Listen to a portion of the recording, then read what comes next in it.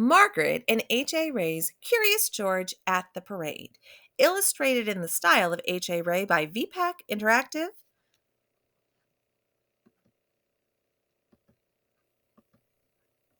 This is George. He was a good little monkey and always very curious. Today, George and his friend, the man with the yellow hat, were in the city for the big holiday parade.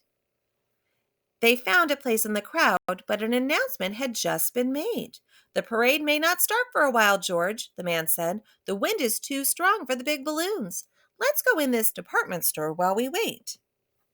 George and his friend looked around the store as they waited for the wind to settle down. Suddenly, something strange caught George's eye. What could it be? He was curious.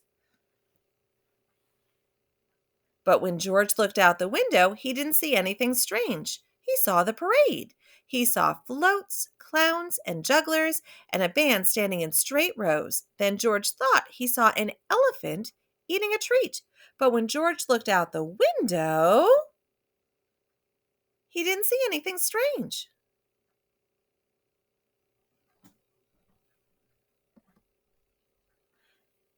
That made George hungry. It had been a long time since breakfast. Now he could think only of finding a snack. Why, here was a treat just like what he ate in the jungle, fresh nuts right off the tree. George was lucky to be a monkey. He simply climbed out the window and jumped into the tree. Then he pulled and pulled, but the nuts would not come off the tree. They were not so fresh after all. In fact, they were not even real. But George did not know that. He pulled harder and harder. The tree began to sway. Suddenly there was a loud snap. Then crash, down came the tree, down came George, and down came all the nuts.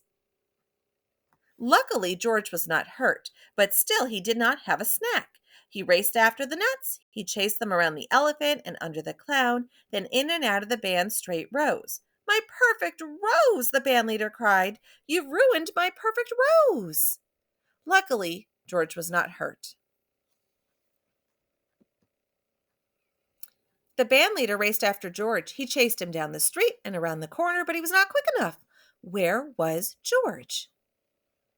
Soon, the band leader tired of searching and went back to straighten his rows. He did not know where the little monkey had gone. George was nowhere to be found. George was not sure where he had gone either, and the nuts were nowhere to be found. After all that, George had lost his snack. After all that, George had lost his way. Now, how would he get back to the department store and back to the man with the yellow hat? Just then, a bus was stopping at the corner. George liked to ride the bus. Maybe it would take him back to his friend. Quickly, he hopped on the bus, and away they went. From his seat up on top, George could see everything. The bus rounded a corner. Here was something familiar, but something was wrong. Two balloons had drifted off course. Their ropes were tangled.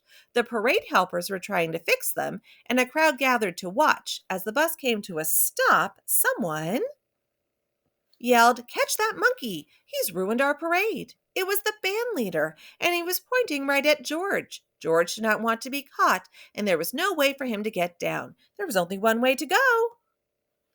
George grabbed a rope and went up. Up, up he climbed, higher and higher. He was a little frightened, but he held on tight. Then he heard someone call, "George!" It was the man with the yellow hat. George was happy to find his friend. The man was happy too. George swung from one rope to another. Now he felt like he was in the jungle, swinging from vine to vine.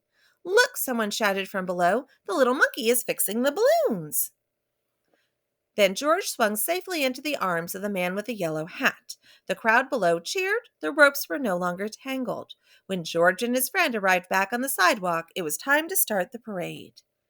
The band leader was no longer angry. George was a hero. Even the mayor came to meet George. "I hear you created quite a stir, George," he said, "but at last everything is in order. Would you like to ride with me in the parade?" Soon the balloons started moving, the music started playing, and the band marched down the street in straight rows.